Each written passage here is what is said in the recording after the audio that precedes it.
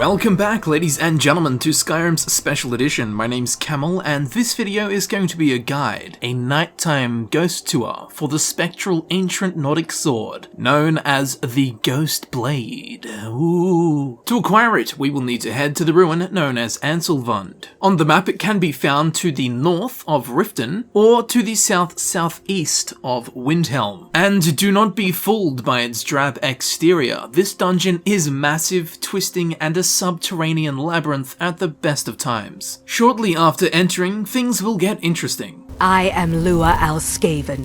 Who are you to disrupt my work? Begone, or I will add you to my army of the dead.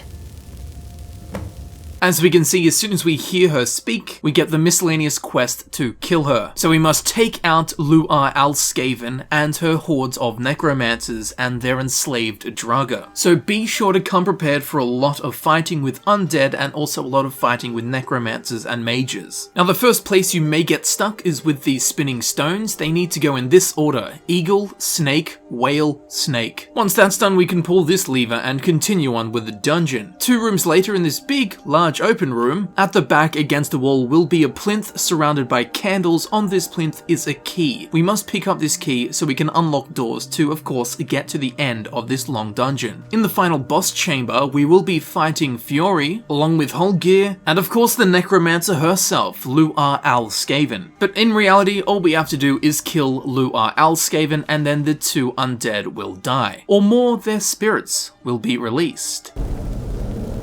Thank you for releasing us from her spell. Now we can rest in peace once again. Come, Fury, my love. Take this with our gratitude.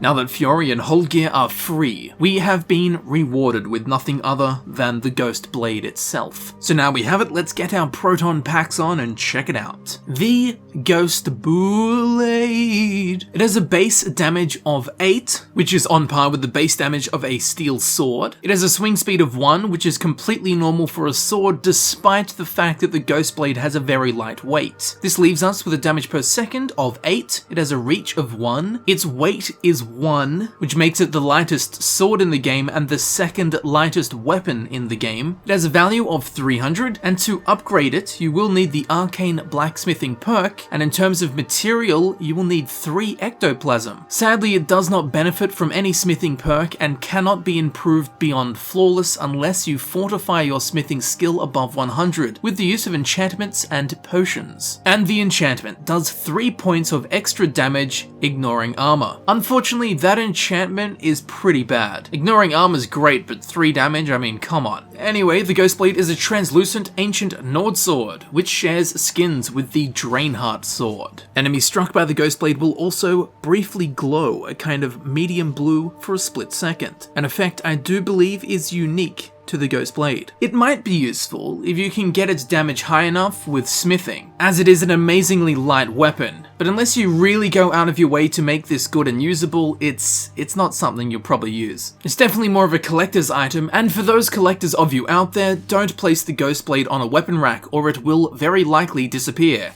as a ghost should. After placing it on a shelf, it may float around your house with each visit and eventually disappear again, just like a ghost. And I do think that this bug is just a bug, and not a developer having a laugh, with the Ghost Blade floating around your house like a ghost. So despite being light, it swings at the same speed as a normal sword, so that potential benefit doesn't exist, and combined with its low base damage and hauntingly low enchantment damage, the Ghost Blade probably won't find any use in most playthroughs. And after seeing the heartbreaking missed potential of this sword, I need a few shots of some spirits.